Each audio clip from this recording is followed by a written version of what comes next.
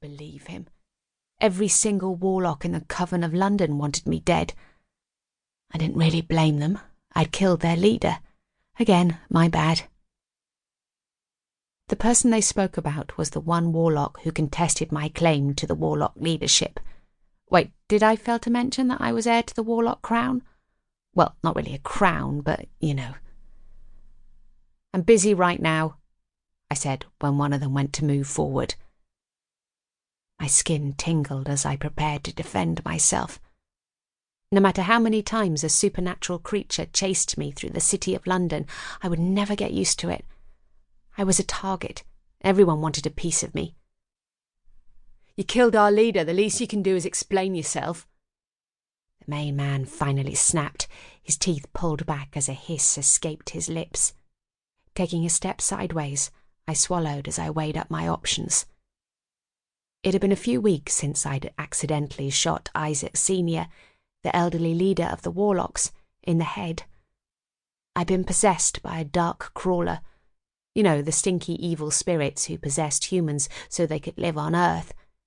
They rotted the host from the inside out until they eventually jumped into another person.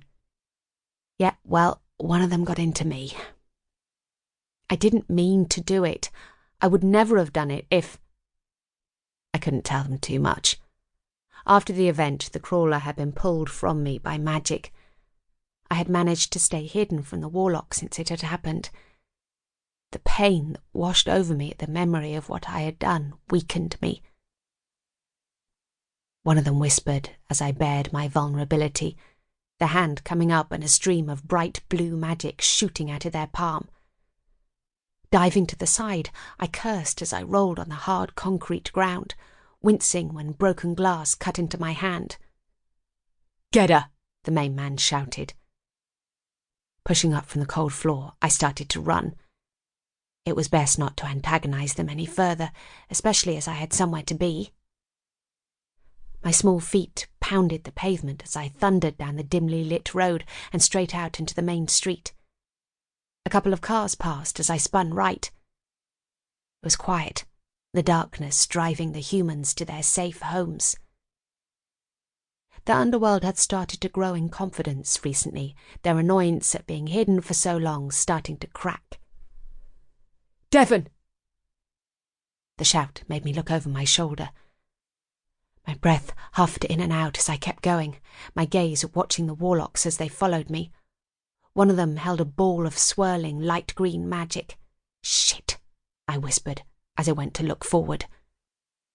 My whole body vibrated as I smacked straight into someone, their bodies so rock solid it stopped me in my tracks. I started to stutter an apology as I glanced back. The warlock slowed, their gaze landing on the person behind me. Looking up at him, I heaved a sigh of relief. He wasn't exactly massively tall, but he was broad, his muscles well defined. His mousy brown hair was slightly spiked up, the tips looking soft enough for me to run my fingers through it. His arms were bare, revealing black and grey tattoos winding up the skin and disappearing under the short sleeves of his black t-shirt. His grass-green eyes looked into mine just as I finished my appraisal of him. "Are you okay? Do you need some help with them?" His voice was gravelly, sexy. Shaking myself, I disconnected my gaze and looked back to the warlocks. They'd come to a halt a little way down the street. I wanted to stay and chat with the appealing witch. Oh yeah, he was a witch. I could feel his talent. It was a talent of mine. Being half of each kind made it easy for me to detect what type of magic lived in a person. However, I couldn't hang around. I was already going to be late. "Could you distract them while I get out of here? I have a job interview and they're being extremely inconvenient right now."